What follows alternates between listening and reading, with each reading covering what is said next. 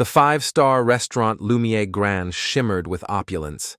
Golden chandeliers glowed brilliantly, reflecting off Neriah Kael's icy diamond jewelry as she entered. The notoriously cold 32-year-old CEO commanded attention the moment she stepped through the doors, her deep brown skin glowing against the stark white of her designer dress, her natural hair styled in an elegant twist that spoke of wealth and precision. Neriah entered with her 6-year-old son Ezra, whose beautiful brown face was twisted with anxiety. He tightly clutched her expensive designer dress, whispering urgently, "Mom, I'm scared of the crowd." Neriah was heading to the VIP section, her heels clicking authoritatively against the marble floor, when she abruptly stopped. Her sharp eyes, the eyes that had negotiated billion-dollar deals, landed on something unexpected. She saw a single dad, weary but smiling, in a faded shirt, expertly cutting pasta for his giggling 7-year-old daughter. His skin was a rich, warm brown, his close-cropped hair showing flecks of gray at the temples.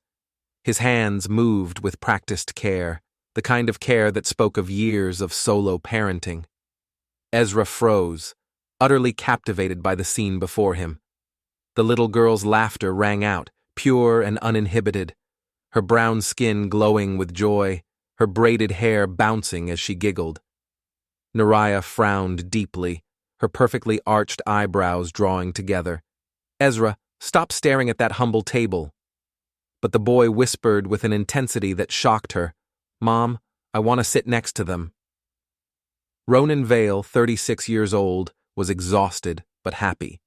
His deep brown skin showed the lines of a man who worked 2 demanding jobs, a delivery driver by day and a building maintenance man by night, all to provide for his 7-year-old daughter, Amara. Their life was frugal but rich in love. Despite their limited budget, Ronan always made sure to take Amara out for a special, inexpensive weekend meal to celebrate small victories. Today was especially important.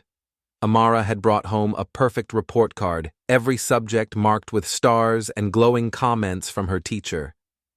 Lumier Grand was far out of their league, but Ronan had found a small, hidden cafe next door that served excellent pasta.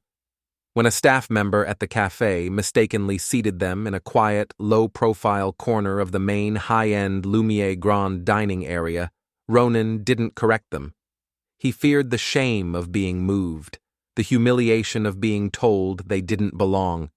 He simply wanted Amara to enjoy the fancy lights for just one evening, to feel special in a world that often made people like them feel invisible. Amara was a ray of sunshine, bright, curious, and remarkably friendly, always eager to strike up a conversation with anyone nearby. Her brown eyes sparkled with wonder as she admired the shimmering chandeliers, her small brown fingers pointing excitedly at each detail. She was entirely unaware that the most powerful, most photographed woman in the city was about to walk into her life. Neriah Kael, meanwhile, had chosen this evening for a carefully orchestrated soft media reintroduction to the public, a controlled moment of humanity to counteract her icy corporate image. She had planned to take the discreet VIP table, smile for a few calculated photos, and leave. But Ezra refused to budge. "Mom, I want to sit with that girl," Ezra insisted, pulling her sleeve with unprecedented determination. His brown face was set with unusual stubbornness. She looked so happy. Neriah, a woman whose life revolved around logic and corporate strategy, was surprised by her son's raw, uncharacteristic display of emotion. He was usually as reserved as she was, trained by circumstance and wealth to be quiet, controlled. She realized with a sharp pang that her own wealth had bought him silence, not joy.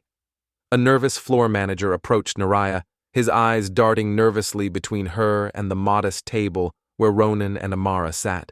He whispered urgently, his voice dripping with condescension, "Madam, that family, they may not be suitable for your seating area.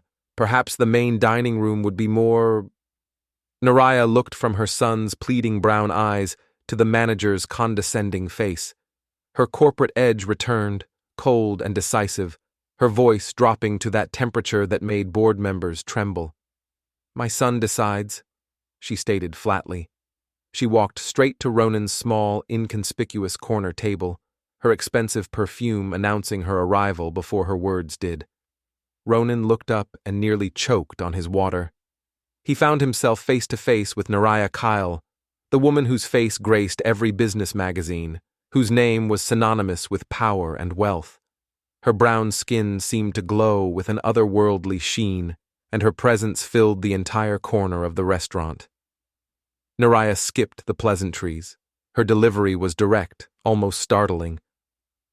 "My son wishes to join your table, may we?" Amara, delighted by the prospect of a new playmate, beamed, her gap-toothed smile lighting up her entire face. "Yes, you can sit right here, miss." Ronan, flustered by the overwhelming presence of the billionaire, quickly pulled out a chair for her. His calloused hands, marked by years of hard work, trembled slightly as he did so. In that moment, he felt a profound sense of disorientation. "She belongs to another world entirely. Why would she want to sit with us?" The two children instantly connected. Ezra, reserved moments ago, was captivated by Amara's infectious laughter and her easygoing nature. They spoke about school, cartoons, and their father's superpowers, their brown faces animated with excitement, their heads bent together like old friends. Ronan and Neriah, two people worlds apart in wealth and status, sat in an awkward, profound silence, the only thing they shared being the deep, protective love for their children. As Ronan gently finished cutting Amara's pasta into perfect, manageable pieces, Ezra leaned over the table, his eyes fixed on the task with fascination. Neriah watched Ronan's hands, strong, scarred hands that had clearly known hard work, hands that were so different from her own manicured fingers. She realized that Ronan, despite his modest job, provided a fundamental tactile connection that her highly paid assistants and nanny simply could not replicate. Her world was one of delegation. Ronan's was one of personal execution and care. The contrast was devastatingly clear. The boy asked Ronan, his voice soft with genuine need, "Sir, can you cut mine for me too?" Neriah froze entirely. Her son Ezra had never asked anyone other than his full-time nanny to perform such a simple, loving act. He trusted this stranger instantly, recognizing the pure intention in his kindness. A group of powerful clients seated at a nearby table immediately noticed the scene. The aloof billionaire sitting awkwardly with a visibly poor single father. Their brown faces turned toward the unusual tableau with naked curiosity and judgment. Whispers started circulating, sharp and judgmental. Is she having a crisis? Perhaps a very literal public relations stunt? Direct charity? Neriah, who despised gossip, tensed, ready to stand up and end the dinner. But Ezra's small hand gripped her arm, his brown eyes pleading. "Mom, I like him. He's like a superhero." Amara, ever loyal, chimed in, her voice ringing with pride. "My daddy is a superhero. He can fix anything. He even fixed a whole apartment building's furnace last week." Neriah found herself smiling, a genuine human smile she rarely allowed herself. It was a moment of true, unscripted warmth, something her cold world desperately lacked.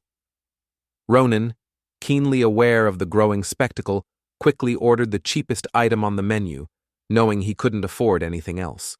His brown fingers trembled slightly as he pointed to the item, his voice quiet.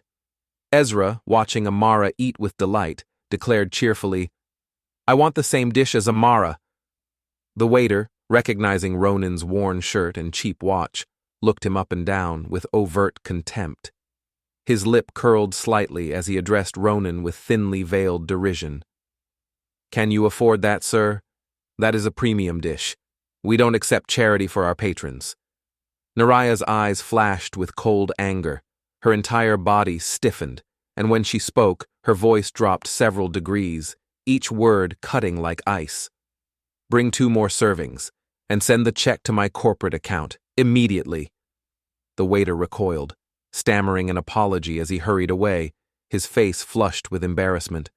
A prominent society woman, Marjorie Leclerc, from the nearby table couldn't contain her spite.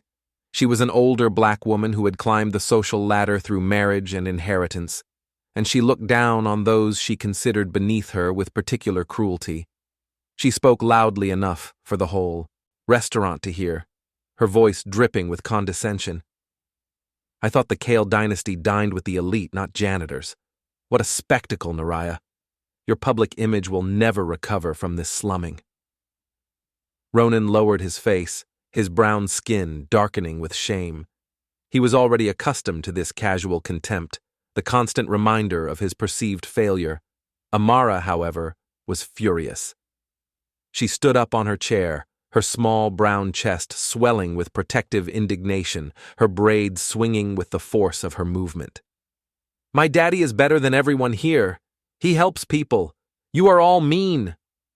Ezra immediately stood up too, joining her side, his voice strong and clear. "Mr. Ronan is better than all the boring drivers at my house.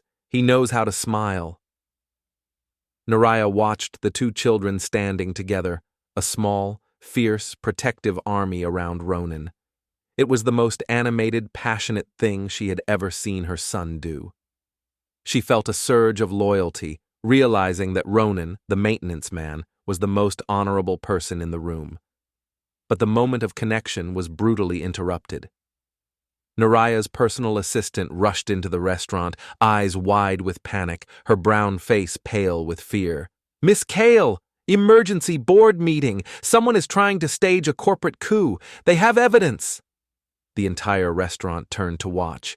Neriah's face, usually so composed, went visibly pale.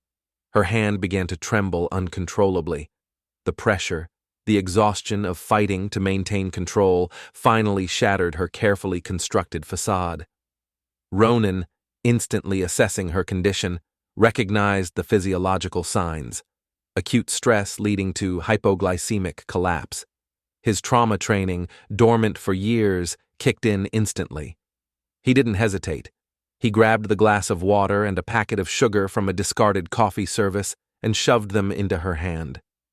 His hands moved with the speed and precision of a man who made split-second, life-or-death decisions. The floor staff whispered in astonishment. How did he know before the assistant even noticed? He just fixed the billionaire. Neriah drank the sweet, cold water, and after a few frantic minutes, her breathing stabilized. She looked up at Ronan, her brown eyes wide with shock and gratitude, her voice trembling. Why? Why did you help me? You didn't owe me anything after the way they treated you.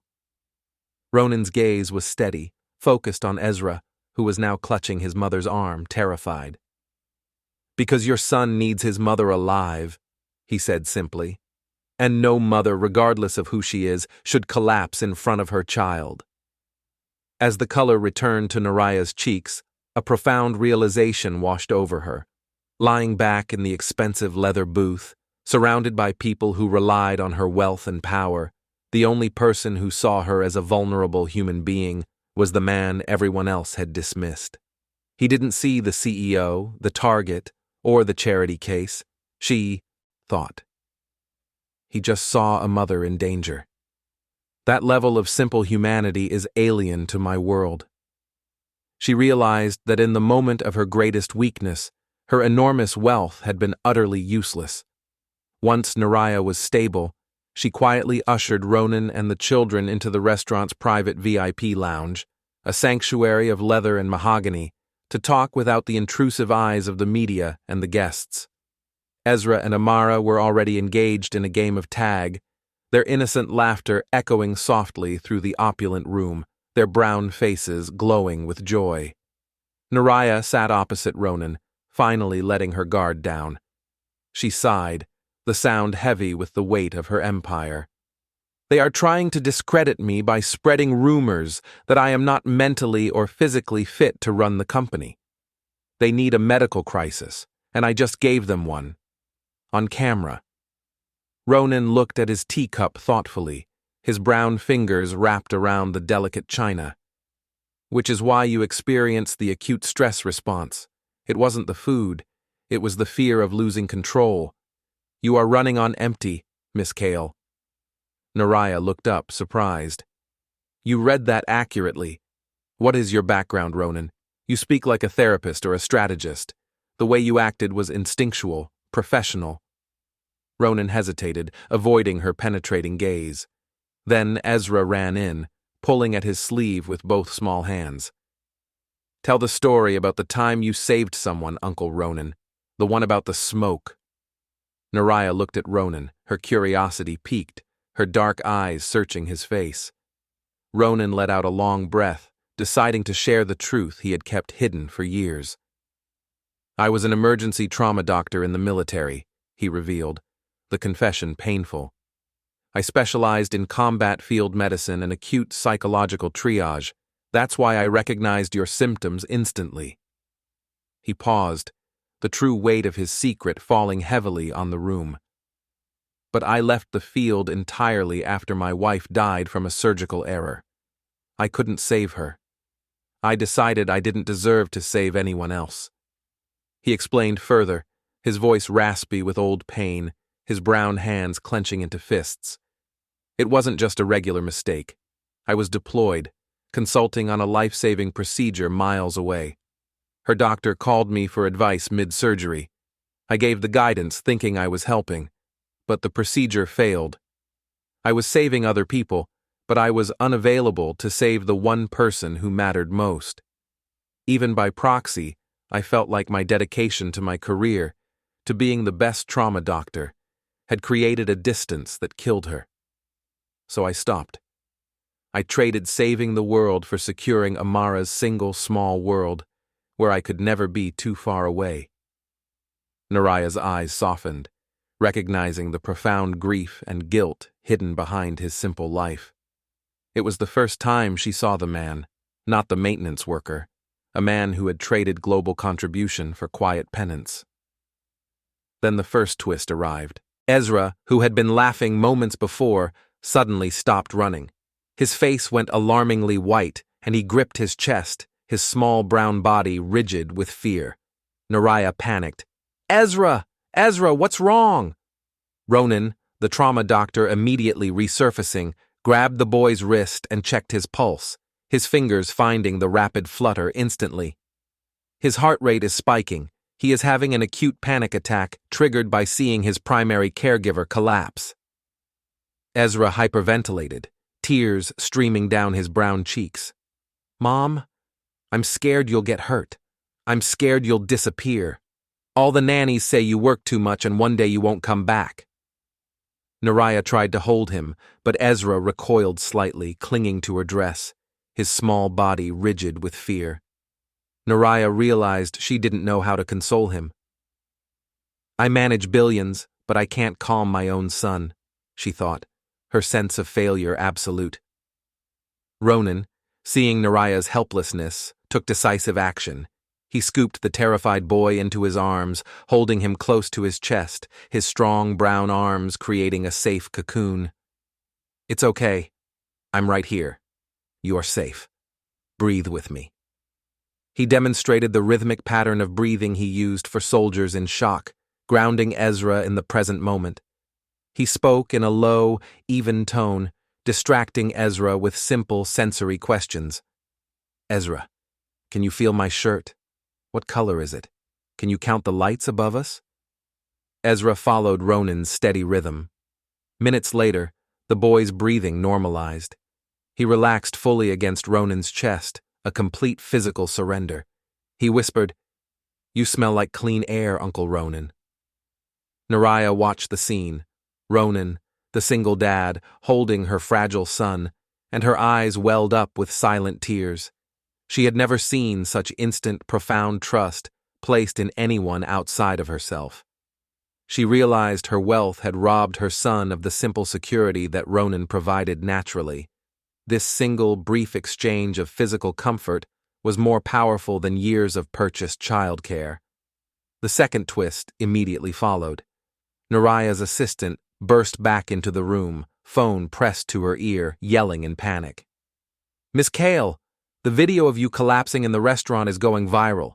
The board is meeting to invoke the fitness clause. They will use it to strip you of your position." Neriah sank into the chair, devastated. They will use this public weakness against me. It's over." Ronan stood up, his voice decisive and firm, the voice of a man who made critical decisions under fire, his brown eyes blazing with determination. "You are not a cold CEO, Miss Kael. You are a mother, and they are using your motherhood against you." Neriah broke down, the tears finally flowing freely down her brown cheeks. "No one," she choked out. "No one has ever said that to me before. Everyone just sees the corporation." Ronan placed his hand on her shoulder, his touch gentle but grounding. "Let me help. You don't fight a coup with power. You fight it with truth." He quickly and methodically analyzed the situation, the timing of the board meeting, the assistant's sudden appearance, the immediate leak of the video. He saw the operation not as a business problem, but as a hostile, tactical maneuver. "The person running this coup needed more than just a boardroom vote," Ronan stated, pointing to the facts with precision. "They needed public outrage to pressure the external shareholders." The swiftness of the viral video leak, combined with your assistant's exact panic timing, proves this was coordinated.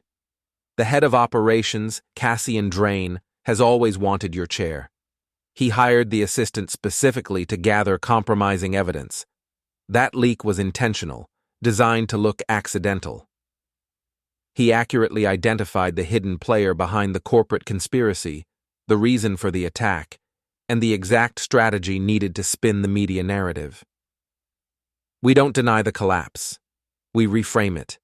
We call it what it is, a mother's exhaustion from fighting a hostile corporate takeover designed to damage her family's legacy. We turn his weapon, the video, into your testament to sacrifice.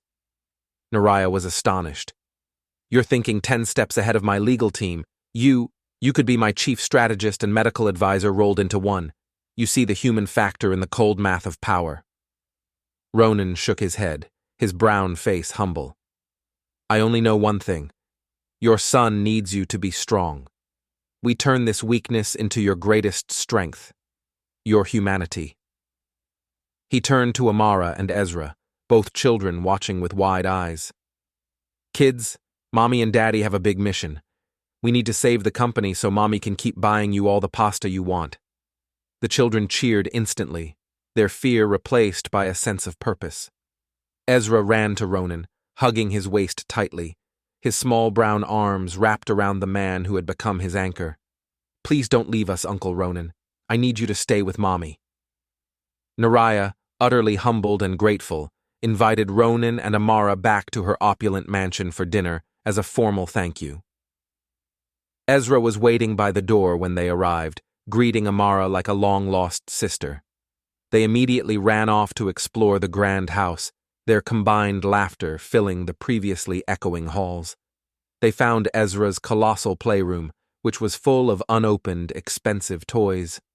Amara immediately began showing Ezra how to build a secret base using old blankets and cushions, an exercise in simple imagination that Ezra had never experienced. The mansion, which Neriah had always felt was a cold monument to her success, suddenly felt like a home. Ronan entered the magnificent living room, feeling completely out of place. He adjusted his collar nervously, his brown fingers fumbling with the fabric. "This place, it doesn't belong to me." Neriah offered a gentle, genuine smile, her brown face softening in a way it rarely did. "Tonight it does. Please, just be yourself." The dinner was the antithesis of the stressful restaurant scene. It was warm, relaxed, and intimate. For the first time in years, Neriah laughed wholeheartedly, her cold mask completely gone. Amara entertained them all with stories of her dad's superhero moments, how he once fixed a burst water heater in the middle of the night and rescued a fat, stuck neighborhood cat. Ezra listened, captivated, laughing so hard he nearly fell off his chair, his brown face alight with joy. Neriah realized that while her life was built on billion-dollar transactions, Ronan's was built on human connection and genuine service. Neriah found herself watching Ronan in the kitchen, his sleeves rolled up, helping the chef plate the food. His brown forearms were strong and capable. A strange, unfamiliar warmth spread through her chest. She saw the competent, caring doctor blending seamlessly with the humble maintenance worker, a complete man. Later, Neriah and Ronan had a quiet conversation in the library, sipping tea, their brown faces illuminated by the soft lamplight. "How do you manage to be so present?" Neriah asked, her voice tinged with envy. "I have entire teams for my son, yet I miss everything. I delegate comfort, joy, and basic care. I delegate Ezra." Ronan smiled sadly, his brown eyes distant with memory. "I don't delegate because I can't afford to. But more importantly, I don't delegate because I realized the hard way that presence is the most precious thing we own. Every time I cut Amara's pasta or fix a broken toy, I'm securing a memory with her. My time is my only wealth now. Neriah, you have infinite financial capital, but I have infinite time capital for my daughter." Ezra tugged on his mother's hand, his eyes wide with admiration as he watched Ronan interact with Amara. "Mom, Uncle Ronan is just like a father to me. He makes things okay." Neriah froze. Her son's simple, unguarded statement struck the deepest, most sensitive chord in her heart. Ezra was voicing the need for the stability and masculine warmth that her work had never allowed her to provide. Neriah led Ronan out to the massive, empty terrace, gazing over the city lights. The night air was cool against their brown skin. "For years, I believed I could buy everything my son needed," she confessed, her voice soft and vulnerable. "But tonight I realized I bought him loneliness. You gave him 10 minutes of belonging that my entire fortune couldn't purchase." Ronan nodded slowly, his brown face thoughtful in the moonlight. "Money creates distance, Neriah, but love closes it. You just have to choose which one you value more." Neriah walked to the edge of the terrace, looking out at the city sprawling below. "I spent my life fighting to be seen as a warrior. I built a wall of ice to protect myself from the world and my own grief. But that wall didn't keep the danger out. It kept the love out. Tonight, you didn't just save my company. You saved my heart from freezing over." Neriah stopped Ronan at the mansion's massive oak door. She looked him directly in the eye, not as a CEO but as a woman making a plea, her brown eyes vulnerable in a way they had never been. "Will you come to the company tomorrow? I need someone I can absolutely trust by my side. I need your clarity, Ronan. I need the man who sees the person behind the title." Ronan looked down at her, seeing a woman broken by her own success but now radiating a glimmer of hope. He nodded, his brown face resolute. "For your son, I will be there. I promise to protect the woman he needs." The next morning, Ronan walked into the emergency shareholders meeting with Neriah. Amara and Ezra walked in front of them, their hands linked, a picture of innocent, united strength, their brown faces glowing with confidence. This time, they were not hiding. They were Neriah's foundation. The tension in the room was suffocating. The conspirator, Cassian Drain, the head of operations, a light-skinned black man with calculating eyes, smirked, ready to present the viral video as proof of Neriah's incompetence. Cassian, a man who believed power was exclusively earned through ruthless ambition, was confident of victory. Ronan stepped forward calmly, commandeering the presentation screen. He quickly and methodically broke down the viral video, using his observational and analytical skills, not just as a doctor, but as a former trauma strategist. He proved the video was deliberately filmed by a low-level assistant hired by the head of operations, and the leak was timed precisely to cause maximum damage. He presented medical evidence showing Neriah's collapse was stress-induced hypoglycemia, a temporary state, not an underlying condition. Then Ronan shifted his focus. He didn't just present the facts, he presented a philosophy. "This is not a medical report, it is a character analysis," Ronan stated, his voice ringing with authority, looking directly at the shareholders, his brown face commanding respect. Cassian Drain used Miss Kael's moment of human weakness, her exhaustion, to attempt a hostile takeover. This company is built on strength, and Miss Kael's greatest strength is not her cold logic, but the sheer effort she exerts for her family and her company. The head of operations sputtered in denial, turning bright red beneath his brown skin. "This is outrageous slander. Who is this maintenance man?" Ronan produced documented evidence, a digital trail of communications that exposed the entire calculated attempt to strip Neriah of her leadership, including Cassian's direct instructions to the assistant to film and leak. The shareholders were shocked. They immediately turned on the conspirator, condemning him for his betrayal and profusely apologizing to Neriah. Cassian was escorted out of the meeting, his reputation and career instantly ruined. A major shareholder, Marjorie Leclerc, the woman from the Ace restaurant, stood up, addressing the room. Her voice, now respectful, had lost its earlier condescension. "Who is this man? His competence is stunning. Who found this evidence?" Neriah looked directly at Ronan, her eyes filled with gratitude and newfound affection, her brown face glowing with pride. "He is Ronan Vale, and he is the only person who never turned his back on me. He is the man who saved my life and reminded me how to be a mother, and from today, he is my chief strategy and wellness officer. His job is to remind this entire corporation of the human factor we forgot." The board, witnessing Ronan's quiet power, unimpeachable loyalty, and sheer analytical brilliance, immediately offered him a permanent position as the chief health and security advisor for the entire corporation. They understood they were getting a strategist and a doctor disguised as a maintenance worker. Ronan, finally finding his purpose again, looked at the contract. He firmly refused the standard terms, his brown face set with determination. "I will only accept if Amara and Ezra are part of this arrangement. My work schedule must allow me to remain a fully present father. They are my priority, not a negotiation point. My presence here is a commitment to a better work-life balance for every parent in this company." Ezra ran up and hugged Ronan's leg, his small brown face radiant with joy. "Please stay forever, Uncle Ronan. We need you here." Neriah looked at Ronan, her defenses finally, permanently gone, her brown eyes shining with emotion. "I want you to stay too, Ronan. As my partner in every sense of the word, we can build a life together that prioritizes our children's laughter over our corporate titles." Amara clasped Ezra's hand, giggling happily, her brown face beaming. "So are we like brother and sister now? We can share a room in the big house."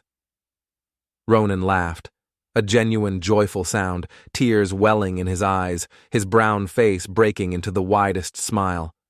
"I think we just might be. It seems fate had a different plan for all four of us." He accepted the role not to chase prestige, but to honor his commitment to presence and purpose. The final scene. Neriah took Ronan's hand, a silent promise exchanged between two people who found love and purpose where they least expected it, their brown fingers intertwined. They were no longer the cold CEO and the struggling single dad. They were two parents united.